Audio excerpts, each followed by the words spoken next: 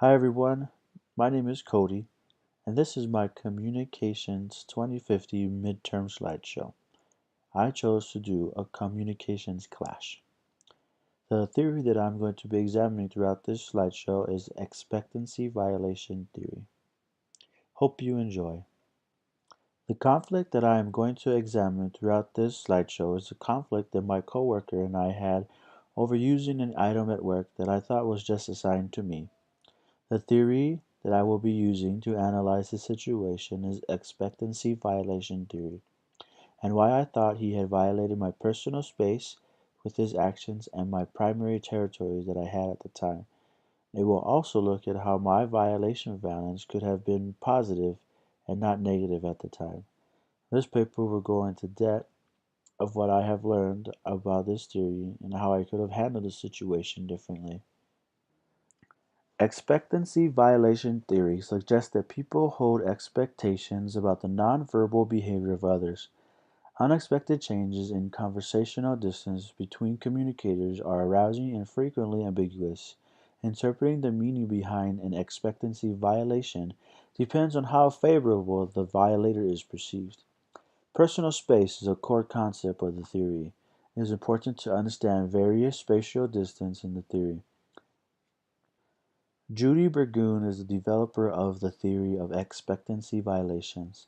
She holds a doctorate from West Virginia University in communications and educational psychology. She has held positions in previously of the University of Florida, Michigan State University, and Lewis Harrison Associations, as well as visiting positions at Harvard and the University of Oklahoma. The theory was called nonverbal expectancy violations theory, but Burgoon dropped nonverbal because the theory explains more than just nonverbal communications. The conflict all started when I saw my coworker using a tool that I was assigned to use that day. I was upset that he went into my work area without permission. The tool that he got was one of a few that was ordered so that I could make adjustments to the equipment that we needed to use throughout our day. The reason why I had the tool in my workstation and why I thought it was odd that he would need it is because I needed to be certified to run it. I needed to get extra education on how the machine worked. I just didn't understand what made him go into my work area without permission and what he was thinking. This seems like it was an easy fix, but because he violated what I thought was my personal space, I had a feeling of resentment toward him. This made our work environment unbearable until we resolved the issue at hand. The first concept of this theory I would like to examine is personal distance.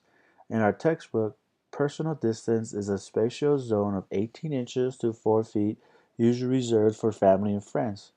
We work in a really close area and personal space is all we have.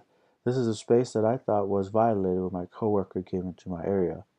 The second concept of this theory I would like to define is primary territories, which this theory explains as an individual claims that he or she is entitled to an area around them or an object.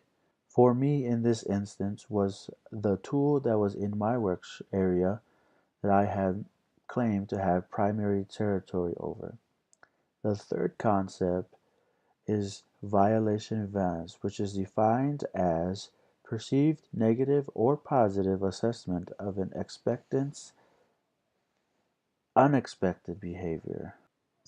Because we work in such a small environment, I think that this was an easy conflict to arise and that we needed to set clear boundaries on how to do it.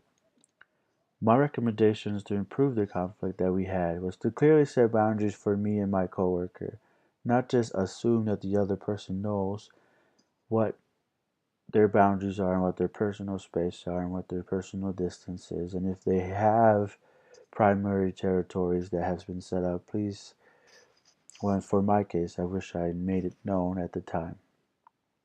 For me, I should have not have had a presumption of negative violation valence.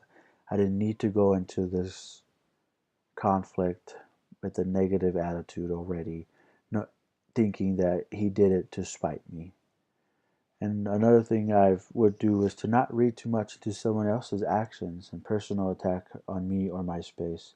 This was an unintentional violation I saw on his part, and I wish I came into the conflict a little different, a little more understanding, a little more easy to communicate with me. I have the tendency to not want to talk to people if I have things to do on my agenda, and if I need to get stuff done, I'm the type of person that want to get my stuff done, and if I can, I will help you get your stuff done too. And that's one of the suggestions that I would have wished that I've done at the time to make that conflict clash, that clash would not be a clash. It didn't have to be a clash in my eyes. What I learned from this theory is a lot. I learned that my personal space is always going to be violated, and it's how I react to people and how they do it is what's important. I'd just like to thank you folks for watching my presentation. If you like it, give me a thumbs up. No, I'm just kidding. But that's it. Thank you.